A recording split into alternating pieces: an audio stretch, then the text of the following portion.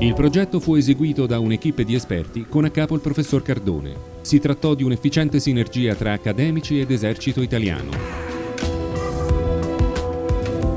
Certo che esigere dal ferro un'emissione di energia nucleare, per giunta nell'arco ragionevole di poche decine di minuti, sembrava essere quanto di più avventato si potesse pretendere, con gli ultrasuoni poi. Per comprendere l'enormità della cosa, si consideri il fatto che gli ultrasuoni agiscono sugli atomi che sono 100.000 volte più grandi del loro nucleo e che il nucleo ha un'energia 100.000 volte più grande dell'atomo, da cui l'enorme disparità tra energia nucleare ed energia chimica. Eppure l'idea era che nello spazio deformato, in presenza quindi di una geometria deformata, si potesse cambiare una leva tragicamente svantaggiosa in sfacciatamente vantaggiosa. Collaudato e realizzato dalle forze armate, il cavitatore, questo il nome assegnato all'apparecchiatura, presentava 2 punti di forza rispetto ai precedenti esperimenti americani e di Perugia: la separazione del sonotrodo dalla camera di reazione e un sistema di raffreddamento di nuova concezione. Evitando i dettagli, le proporzioni del sonotrodo e della camera di reazione dovevano avere una geometria estremamente precisa, a causa delle dilatazioni termiche cui sarebbero stati sottoposti. La cura estrema di questi 2 aspetti, geometria e sistema di raffreddamento, avrebbero consentito il funzionamento a regime della macchina senza limiti di tempo. La macchina funzionava, emissione di ultrasuoni a 20 kHz, 20.000 oscillazioni per secondo, con una potenza di 100 watt. Ora si trattava di scegliere il combustibile. Si scelsero elementi ordinati per massa ed energia nucleare per componente del nucleo: litio, alluminio e ferro, sotto forma di cloruri per tutti e 3, ma con in più il nitrato di ferro. Non ci si aspettava ovviamente alcuna emissione di neutroni da parte di litio e alluminio, ma dal ferro sì. Quantità, proporzioni, dosaggi e quant'altro fosse necessario alla buona riuscita dell'esperienza era comunque previsto dalla teoria. Ora era necessario disporre di un altro fondamentale componente per le verifiche, un rivelatore di neutroni impeccabile. Si optò per il meglio, rivelatori termodinamici della canadese BTI.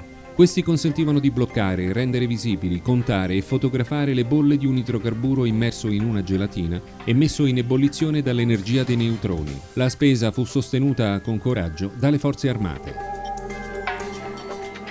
Nonostante la notevole affidabilità dei termodinamici di verifica, nel 2005 si volle comunque dotare il sistema di un ulteriore strumento di rivelazione: lastre fotografiche di policarbonato CR39 corrette al boro. Nel 2006 infine si aggiunse un rivelatore al trifluoruro di boro per la registrazione elettronica dei dati. Ciò avrebbe permesso il disegno di un grafico sulle emissioni di neutroni, la loro quantità e l'energia prodotti nell'arco dei 90 minuti di funzionamento della macchina. Accensione.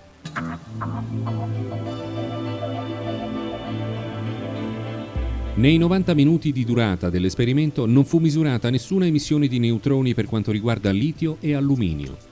Ma con il ferro rimanemmo di sasso. Primo esperimento e primo successo. I controlli incrociati con i nostri 3 sistemi di rivelazione cominciarono a dare, in perfetto accordo, segnali di attività nucleare, emissione di neutroni, dopo 50 minuti circa. Nessuna presenza di radiazioni alfa e beta al di fuori della camera di reazione, né durante i 90 minuti della prova, né postuma esperienza conclusa e macchina spenta. Nessuna presenza di radiazioni gamma in ogni condizione. Ulteriori comparazioni vennero effettuate con cloruro di ferro e nitrato di ferro, sempre con i medesimi risultati. La forma chimica non influenzava la produzione di neutroni, solo la presenza del ferro era determinante.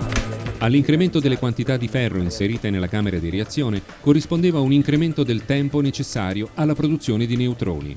Questo confermò definitivamente un'inerzia e quindi un tempo di attesa nel processo di produzione delle reazioni piezonucleari mediante ultrasuoni e cavitazione. Nel 2006 gli esperimenti vennero spostati da una sede dell'esercito italiano ai laboratori del CNR a Roma, allo scopo di verificare la ripetibilità dei fenomeni. Stessi identici risultati, stessa medesima assenza di radiazioni alfa, beta e gamma.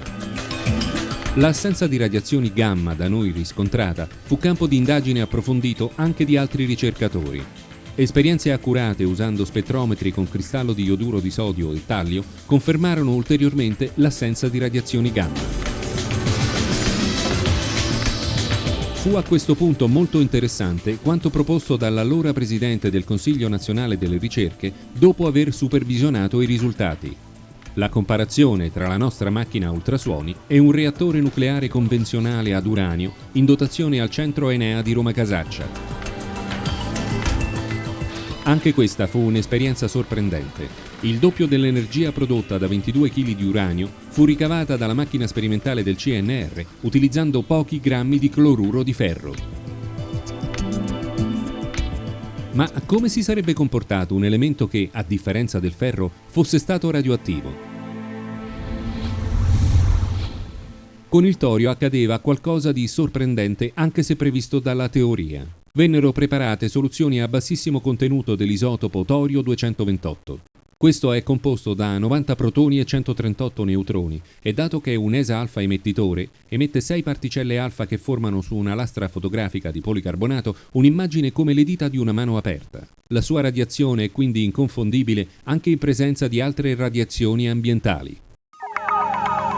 Il tempo naturale in cui la sua radiazione e il suo contenuto si dimezzano è di circa 2 anni.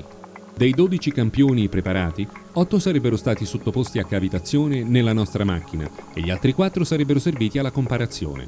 Al termine dell'esperienza i campioni cavitati furono sottoposti all'analisi con uno spettrometro di massa ad alta risoluzione, quadrupolare a settore magnetico, riscontrando che sia il contenuto che la radioattività risultavano esattamente dimezzati. La misurazione dei neutroni non aveva dato risultati significativi. Che cosa si doveva ritenere?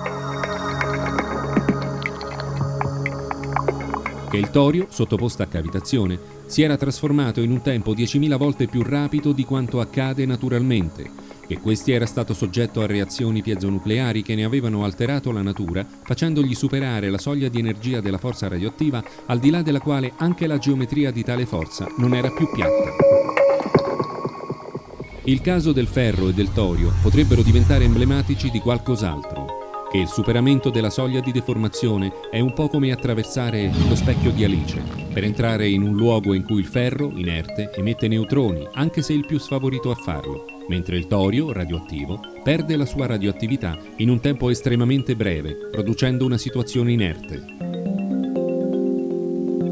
Le prospettive sono molteplici e inimmaginabili. Si pensi soltanto alla possibilità di neutralizzare le attuali scorie radioattive delle centrali atomiche convenzionali, per non parlare della quantità di energia ricavata dal ferro, un elemento presente in natura con proporzioni impressionanti rispetto al petrolio e incredibili in confronto all'uranio.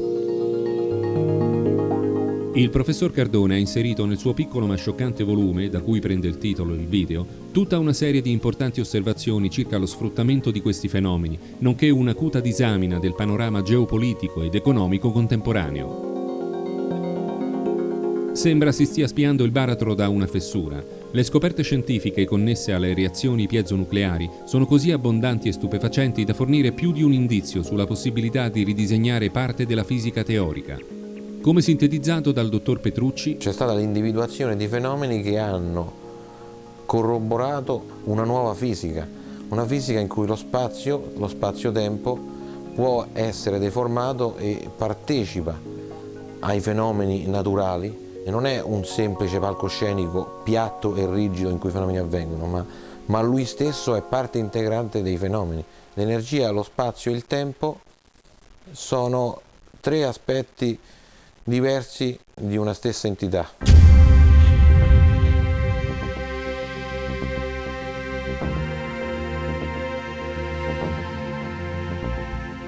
Forse una rivoluzione. Le esperienze condotte con mezzi e personale ridotti hanno comunque fornito in tempi ristretti spunti di indagine impensabile in campo fisico e chimico. Queste prime sommarie testimonianze rappresentano la speranza che risorse adeguate siano urgentemente investite per concretizzare ulteriori promettenti ricerche. Per il bene di tutti.